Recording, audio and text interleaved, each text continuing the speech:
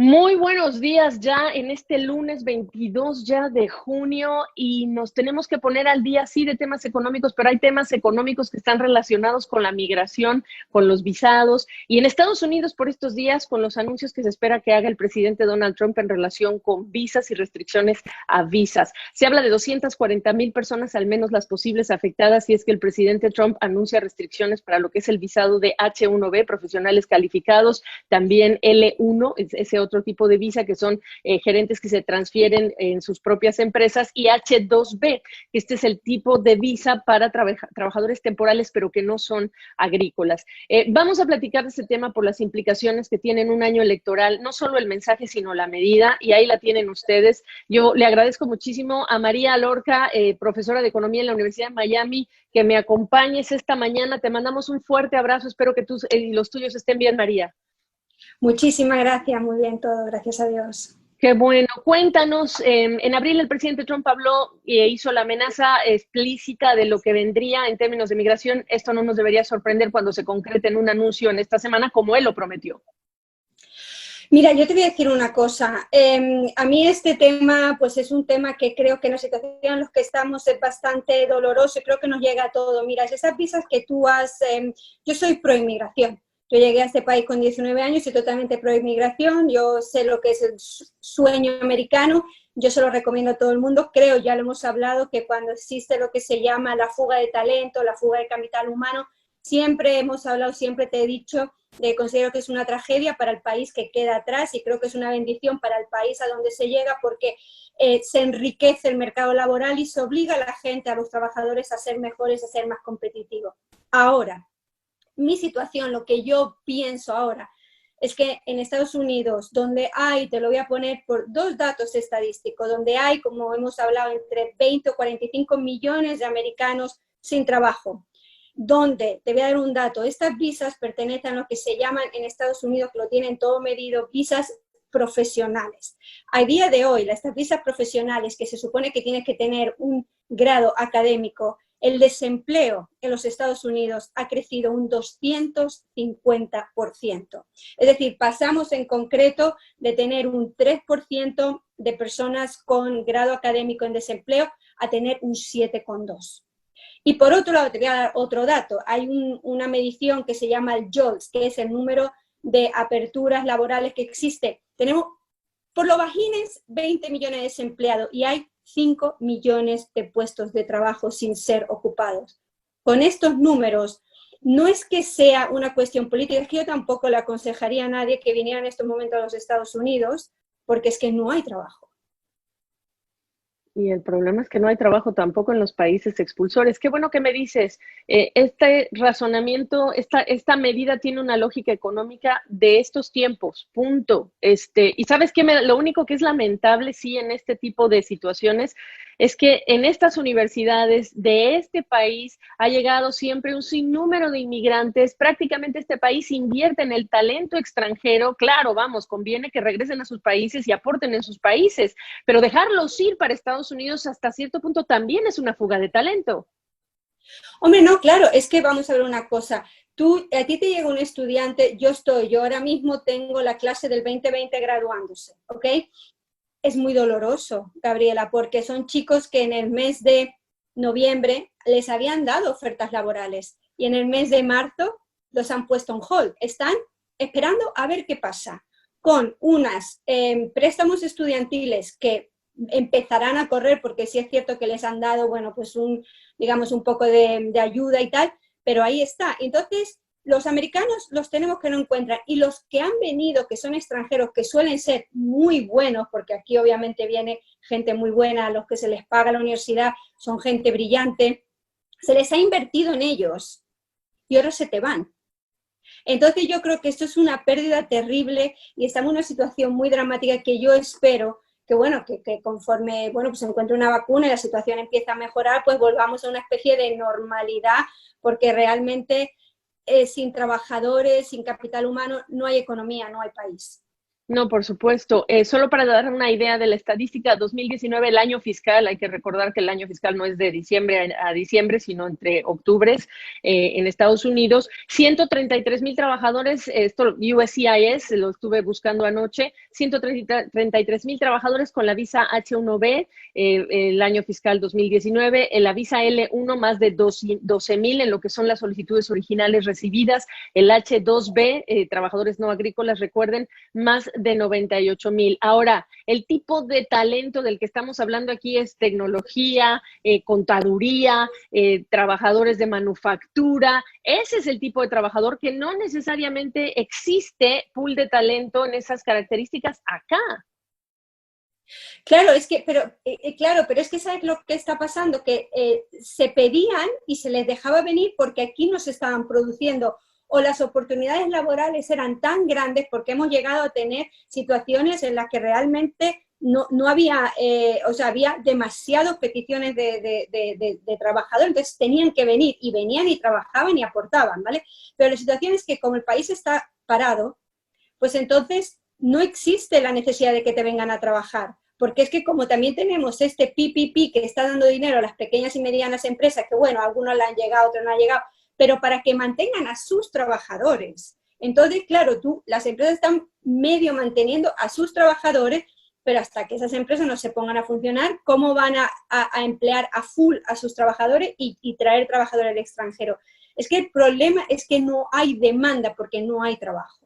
¿Esta situación crees tú que le resta capacidad de gestión o de lobbying a las cámaras empresariales? El US Chamber of Commerce ha sido muy claro en el pasado diciendo el impacto que tiene, justamente lo has descrito tú, de este tipo de medidas restrictivas. Lo ha dicho también el Consejo, digamos, de la Industria de Tecnologías de la Información, lo dice la Asociación de Manufacturas. ¿Qué tantas posibilidades de, digamos, de influencia tienen con este cuadro de situación en este año? Bueno, influencia actualmente pues no hay ninguna, pues porque realmente ¿dónde vas a ir a influenciar? Y yo creo que estamos en un momento en el que la globalización también como desarrollo económico está puesta en revisión. Estamos viendo como, por ejemplo, en Europa, que tú lo habías mencionado, en la Unión Europea, cómo se está volviendo un nuevo regionalismo, cómo no solamente la crisis económica del 2018, que ya la estábamos obviamente superando, esta pandemia ahora nos está diciendo, bueno, todo esto está muy bien, pero tenemos un poco que regionalizarnos, ¿no? Entonces yo creo que estos grandes lobbies y todo esto, bueno, va a quedar con una visión mucho más, una posibilidad de acción mucho más restrictiva, porque lo que es la globalización, pues está en una revisión brutal que, bueno, no es que tenga que dejar de desaparecer, yo creo que la globalización es buena para todo el mundo, pero sí la globalización del siglo XX, Gabriela, no es la globalización del siglo XXI. Wow, eso, y todavía no tenemos la idea clara de cuál es esa forma de la No, globalización del siglo XXI, ¿no es así? no sabemos porque realmente, oye, la globalización del siglo XX yo creo que empezó con la caída del muro de Berlín, cuando ya realmente nos globalizamos, con la caída del muro de Berlín cayó el capitalismo, cayó el comunismo, todos fuimos capitalistas, y yo creo que hasta pues no sé, como hasta finales del siglo XX no nos hemos ajustado a esa nueva globalización con la entrada de China, ahí fue lo máximo, pero ahora yo creo que nos queda, este año ha sido como que esto hay que reajustarlo, hay que defender muchísimo más el capital humano y sobre todo al trabajador hay que respetarle los derechos. Hay países donde los trabajadores no tienen sus derechos respetados. Si tú no tienes unos trabajadores respetados, el país no existe. Oye, pero qué bueno que me hablas de la globalización, porque si hay algo que no hizo bien la globalización es ordenar estos flujos migratorios. Esa es una tarea pendiente y en tiempos políticos queda al desnudo el recordatorio, pero con el COVID-19 en donde todo el mundo se paralizó, no solamente es, digamos que grito a voces de que no se hicieron bien las cosas, ordenar ese flujo de personas temporales, no temporales, en Europa y en Estados Unidos y en Sudamérica también. ¿Qué estás pensando que cómo se ve esa globalización del siglo XXI? Pero porque además tú tienes estudiantes, María, y como lo hablamos fuera de cámara, muchos están planteando el futuro en las universidades. ¿Vale la pena ir a esta universidad? ¿No vale la pena? ¿Hasta dónde llegan estos ecos de este desempleo, de esto que ves pasando con el presidente Trump y las visas, y luego la academia, las universidades? Mira, yo creo que una cosa que va a hacer la globalización es reorganizarnos todo. Lo que son mucha gente que era del siglo XX, o sea, que hemos nacido con la idea de los commanding heights, es decir, estas grandes empresas que son las encargadas de reestructurar y organizar lo que es la vida económica y la vida política. Yo creo que estos grandes commanding heights que se crearon pues en el siglo pasado, yo creo que están en revisión. Yo creo que todo se va a revisionar. La universidad yo creo que es el motor para el desarrollo de los países, porque para que un trabajador tenga que trabajar, tiene que pasar por una universidad, por un sistema académico, tiene que recibir un conocimiento, un know-how, que eso lo da simplemente, pues no sé cómo lo van a llamar en 50 años, si lo llamarán universidad o yo qué sé, no sé cómo, pero los conocimientos, la información de lo que está pasando, yo creo que son dos pilares fundamentales para lo que sea que vaya a ser nuestra globalización en el siglo XXI. Así que de esta conversación no se sorprenda a nadie que esto está decidiéndolo el presidente Trump. Es un año electoral, pero tiene una lógica económica más poderosa que en otros tiempos, ¿no? Mira, yo pienso que sí. Yo siempre he sido por inmigración y como te digo, yo soy el ejemplo, pero en estos momentos la cosa está cambiando mucho. Ojalá en 3 meses nos podamos reunir y decir que se abran las fronteras y que venga gente a trabajar, que enriquezca el país, que ellos tengan oportunidades. Oye, y el país que los pierda, pues que analice por qué los está perdiendo. Pero yo creo que sí. Qué bueno que, ¿sabes qué? Me parece lindo terminar por el lado de los países expulsores, porque esta es también la oportunidad de los países expulsores. No tienen necesariamente en América Latina los recursos que tienen en Europa, pero a Europa también están llegando otro tipo de talentos desde otros continentes. ¿Cómo mirar estos fenómenos creados o exacerbados por el COVID-19 desde el lado de los países expulsores de tanta mano de obra y talento? Hombre, yo creo que la cuestión por lo que los países se convierten en expulsores, pues generalmente son pueden ser por temas políticos o normalmente hay 3 razones: políticos, económicos y también todo el tema de cambio climático. Hemos visto cuando hay un terremoto, cuando hay un maremoto, cuando esas catástrofes climáticas ocurren, pues la gente tiende a irse, ¿no? Entonces yo creo que es un momento muy importante, yo creo, para que la presión internacional se ponga también sobre esos países expulsores, porque es muy fácil ser un país expulsor. Me sobra esta persona, pues que se vaya a otro sitio. Entonces yo creo que esto es una responsabilidad común, no solamente cuídate tú para cuidarme a mí, sino también yo creo que estos países expulsores tienen que darse cuenta de que son sus ciudadanos y que tienen la obligación moral de cuidar de su gente. Entonces yo creo que la presión internacional sería en estos países un poco organizarlos y presionarlos para que se pongan a la altura de las circunstancias, no para que bajen los estándares, sino para que los suban. Porque el resto de los países los subimos, cuesta mucho trabajo subir los estándares y tenemos que obligarlos a esos países a hacerlo también.